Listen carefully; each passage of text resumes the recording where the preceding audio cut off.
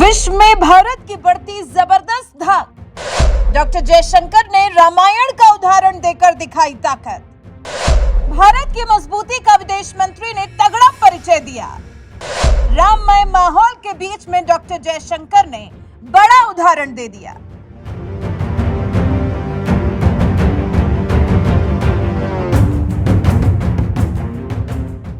जनवरी 2024 ही वो तारीख है जिस दिन 550 साल का इंतजार खत्म होने वाला है, जिस दिन राम मंदिर में रामलला को विराजमान किया जाएगा, प्राण प्रतिष्ठा का कार्यक्रम आयोजित किया जाएगा और उससे पहले माहौल राममय हो गया है।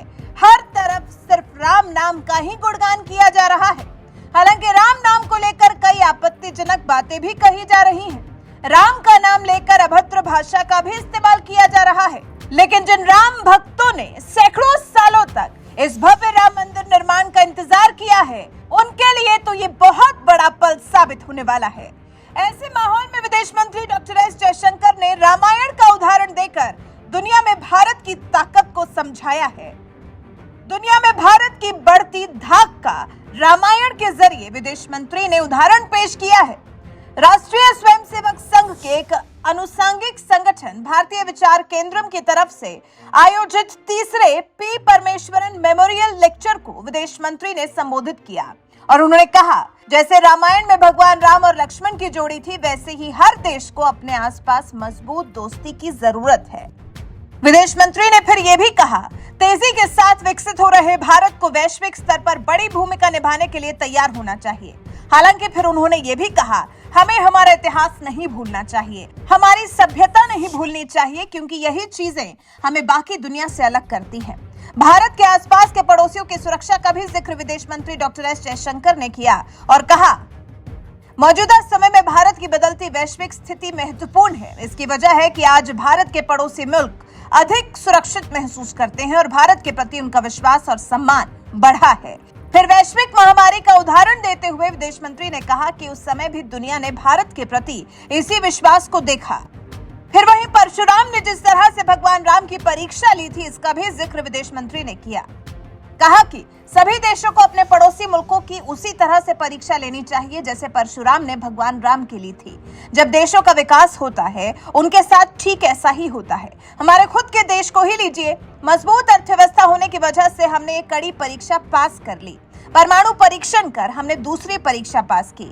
हमें भी राम की तरह परीक्षा देने की जरूरत है, जिस तरह से परशुराम ने राम की परीक्षा ली थी। और ये पहला मौका नहीं है जब इस तरह से भगवान राम या फिर रामायण का उदाहरण देकर डॉक्टर जयशंकर ने कोई बात समझाई हो। इससे पहले भी अभी हाल ही में अपनी किताब वाई भारत मैटर्स पर चर्चा के दौरान ही विदेश मंत्री डॉक्टर एस जयशंकर ने क्या कहा था, सुनिए जरा।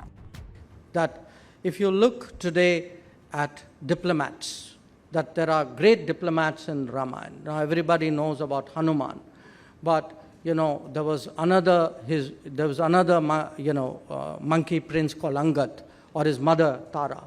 Now each one of them in a way made a diplomatic contribution, or the idea of a rising power, that how does a rising power deal with a entrenched power. And Ramayana also contains the story of two sages, one of whom is entrenched, accepted, and one of whom is trying to prove himself.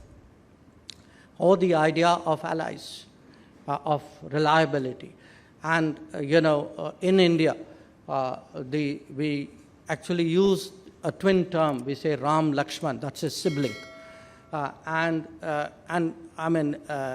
it's his half brother actually.